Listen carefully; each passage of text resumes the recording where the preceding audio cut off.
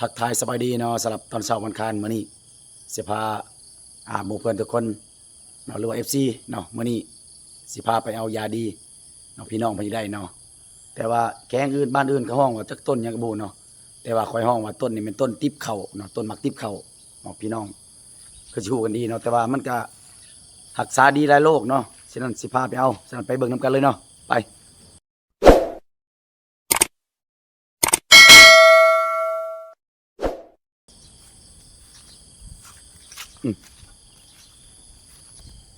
ไปเอานำกันเลยยาดียาดีต้นหมักติดเข่าอยู่ซ้ายอยู่ทางใดอยู่ทางใดอยู่ทางใด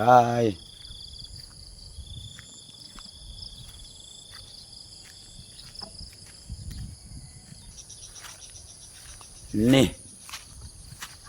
เห็นแล้วพี่น้องนี่เขาห้องว่าต้นหมากติบเข่ามีหมากได้นี่ดิตะกี้เนี่ยน้อยไปเคยเห็นเนี่ยเนาะถ้าเห็นแล้วจะเอา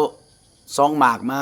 จุ่มใส่กันเนาะเขาห้องว่าหมากติบเข่าเนาะจักหน่อยเสียให้ผู้เพื่อนสุขุคนได้เบิ่งกันเนาะว่าตอนยังน้อยเอามาลิ้นเนาะติบเข่าเนาะว่ามันเป็นจังไดเนาะฉะนั้นเฮาเด็ดซะก่อนเนาะเด็ดหมากมันนี่ซะก่อน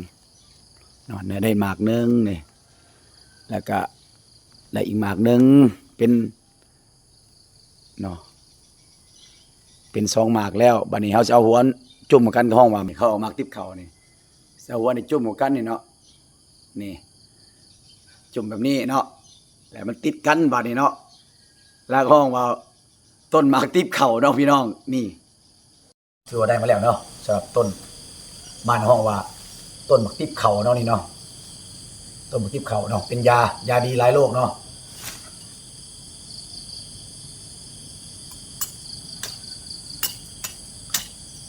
เขาจะเอาแต่กลางมันเนาะเอาแต่กลางมัน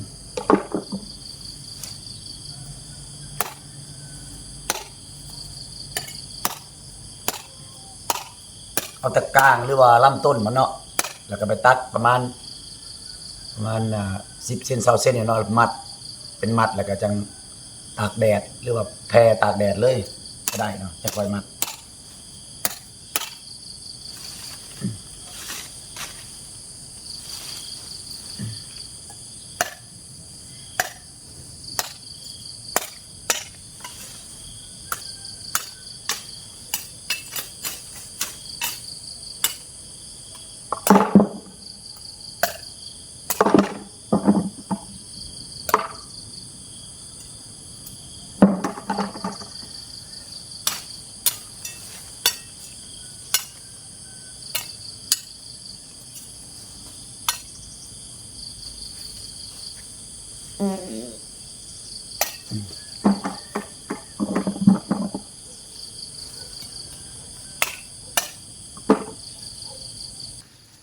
เอาก็ต่อเนาะสลับหักไม้เฮาเก็บไปหลายต้นพออยากได้หลายเนาะเฮาจะเอาเต็มกระถางดำนี่แหละจะไปล้างน้ำต่างๆก็สิไปให้พี่น้องมานี่ผักเมื่อยเพิ่นเป็นพญาติเนาะฉะนั้นเป็นจังไดถ้าเพิ่นดีเพิ่นถึงต่างแล้วจังสิถ่ายคลิปลงให้เบิ่งอีกเทื่อนึงสลับหักไม้มีหลายอย่างเดี๋ยวสิคอยลงคลิปให้เทื่อละน้อยเทื่อน้อยเนาะสลับหักไม้ลาวเฮาฉะนั้นฝากทุกท่านติดตามเนาะฉะนั้นเฮาบ่หลายอะโกย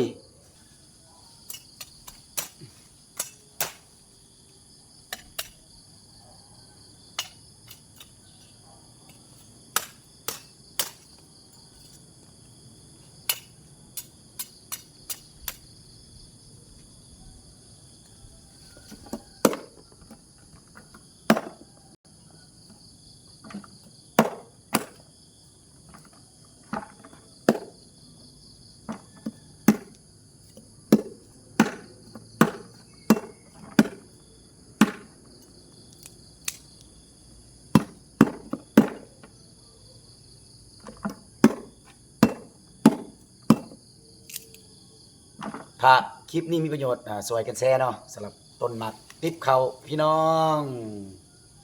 ขั้นตอนสุดท้ายเนาะเราจะตัดประมาณ10 หรือ 15 เซนในจานก็ไปผ่าตากแดด